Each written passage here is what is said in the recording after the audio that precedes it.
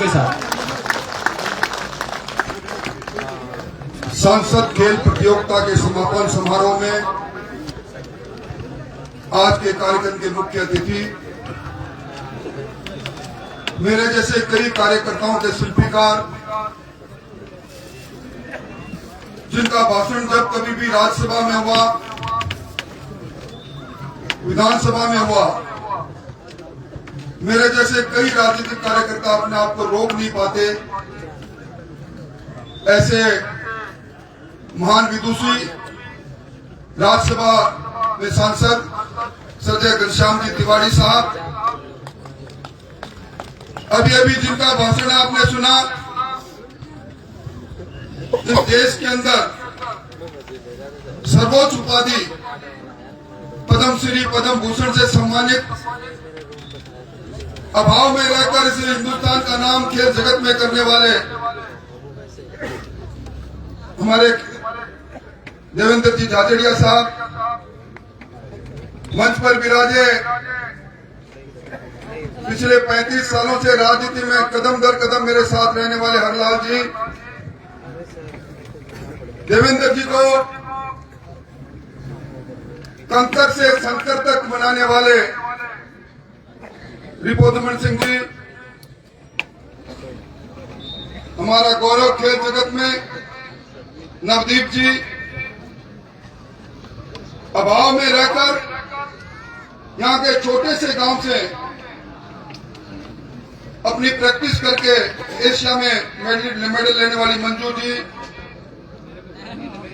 Arjun award जी Sandeep ji, Asia में gold medal लेने वाली निकिता जी, आदरणीय नंदलाल जी, अवनेश जी, बहन संतोष जी, डॉक्टर वासुदेव जी, सीताराम जी, संदीप काजला साहब, रणवीर जी, ओम प्रकाश जी, सुरेंद्र सिंह जी, मेरे सामने इस खेल महोत्सव में आए, इस राजगढ़ और जिले के गांव ढाणी से आए हुए 36 कोमल बिरादरी के मोतियों से महंगे किसान भाइयों, शक्ति सुपा माता और बहनों, अभी देवेंद्र जी अपने खेल की कामयाबी की कहानी और राजनीति में नाकामयाबी की कहानी कह रहे थे। किसी ने सही कहा है, जिंदगी है खेल, कोई पास कोई फेल, अनाड़ी है कोई, खिलाड़ी है कोई। ये खिलाड़ी जोरदार है, पर आपके दिलों तक पहुंचने में शायद वो दाव जो एक सिद्धांतवादी व्यक्तित्व करता नहीं, उस दाव को अगर खेलते तो आज हालात दूसरी रही।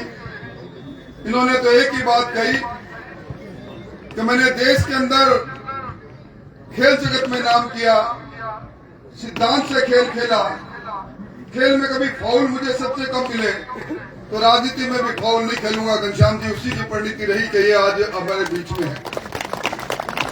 मैं कोई लंबी बात नहीं कहूंगा, पर जब आप घनश्याम जी हमारे बीच में है तो मैं देवेंद्र जी की कहानी जरूर सुनाना चाहूंगा।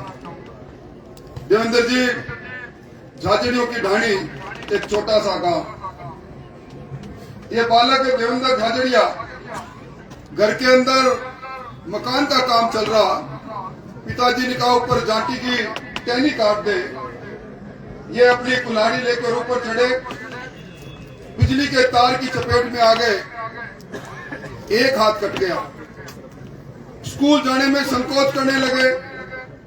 डॉक्टर ने कहा कि देवेंद्र जिंदगी एक हाथ से निकलने वाली है, इस दूसरे हाथ को इतना सशक्त कर लो कि एक हाथ की कमी नहीं रहे।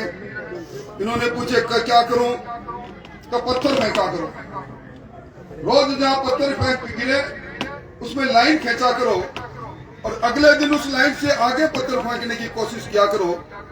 ये पत्थर फेंकने वाला व्यक्ति धीरे धीरे अपने हाथ को ठीक करने लगा, स्कूल जाने लगा। यहां जब ये मिडिल स्कूल में थे, एक दिन जेवलिन थ्रो का कंपटीशन हो रहा था। इनके मन में आया कि ये फेंकते, मैं भी तेज लकड़ी ज्यादा फेंकता हूं, आगे फेंक दूंगा। अपने उन्हें कंपटीशन वाले अध्यापक के पास गए, उसने कहा एक हाथ से एक लड़के को साथ में लगाता हूं, कड़ी कर दोनों मैदान के चारों तरफ कड़ी की रेखा खींच दे, फिर तू फेंक लेना, तेरे को कंपटीशन में तेरा नाम नहीं, पर ये तेरे को फेंकनी आती है लकड़ी, ये लकड़ी नहीं है जेवलिन है, इसको फेंक लेना। उस कड़ी को करके जब जेवलिन इनके हाथ में आई और इन्होंने फेंकी और सबसे आगे गई, तो उस अध्यापक को उसके दिमाग में आया कि ये लड़का अपनी तरफ से खेल जाए तो आज अपना स्कूल फर्स्ट आ सकता है। वो दिन है जीवन में, बचपन में संघर्ष में लकड़ी फेंकते फेंकते, ये व्यक्ति इन्होंने बताया नहीं, जब अपने गुरु के पास इन्होंने बताया कि नहीं, जब ये गए उसमें हनुमानगढ़ में कॉलेज में गए तो पैरों में जूते नहीं थे। लोगों ने मजाक किया कि पैरों में जूते नहीं, यूनिवर्सिटी के कंपटीशन में आ गया तो क्या फेंकेगा, और इन्होंने रिकॉर्ड बना दिया यूनिवर्सिटी का। यह है, इसको कहते हैं संघर्ष की कहानी। जीवन एक संघर्ष का नाम है, प्रतिस्पर्धा का नाम है, और ये खेल भी एक प्रतिस्पर्धा का नाम है। ईमानदारी से खेलते हुए बहुत से लोग आगे बढ़ते हैं। मैं ज्यादा कुछ नहीं कहूंगा, पर देवेंद्र जी को एक ही बात कहूंगा, देवेंद्र जी सत्य कभी हारता नहीं, संघर्ष कभी हारता नहीं। देश के प्रधानमंत्री जी ने इन खेल मैदानों में नौजवानों का रिश्ता जोड़ दिया, फिट इंडिया मूवमेंट खड़ा किया, खेलो इंडिया।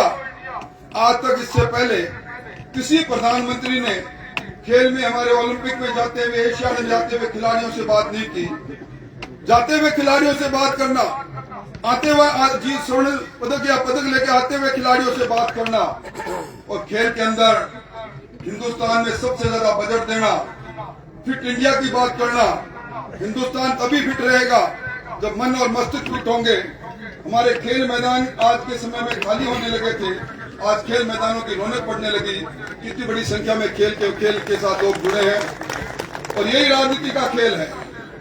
इस राजनीति के खेल में इस प्रकार की सेवा देश के प्रधानमंत्री जी ने की है।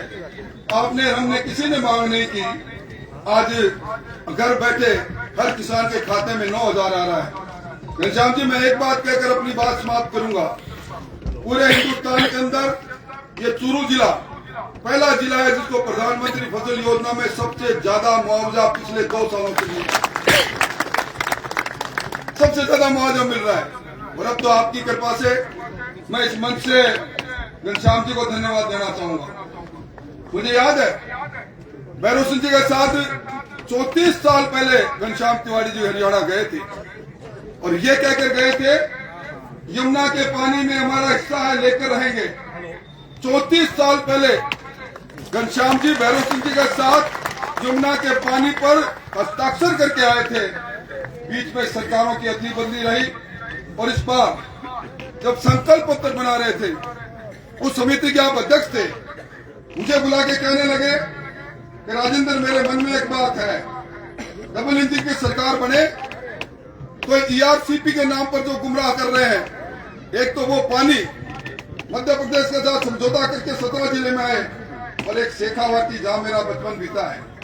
घनश्याम जी चंग बहुत अच्छा बजाते हैं, आज चूक गया और आज मैं भी चूक गया, तो मुझे एक कार्यक्रम में जाना था। और ऐसे घनश्याम जी का अभिनंदन करते हुए मैं गौरवान्वित हूँ।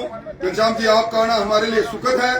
और अब बिना विलंब से मैं ही उस व्यक्तित्व को आमंत्रित करूंगा, घनश्याम जी तिवारी को, और एक निवेदन करूंगा, अगर हमें चाहते हैं तो इस ओर से उस छोर तक ताली बजनी चाहिए। बोले बोलना शुरू नहीं देना, आपको सदन में ताली बजनी चाहिए।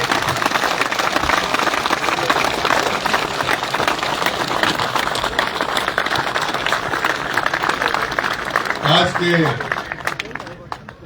इस प्रधानमंत्री सांसद खेल महोत्सव के अवसर पर इस सभा में मेरे बहुत प्रिय और जिनकी एक कमी मुझे नहीं, राजस्थान विधानसभा के जितने कर्मचारी, राजस्थान विधानसभा में जाने वाले लोग और जो विधायक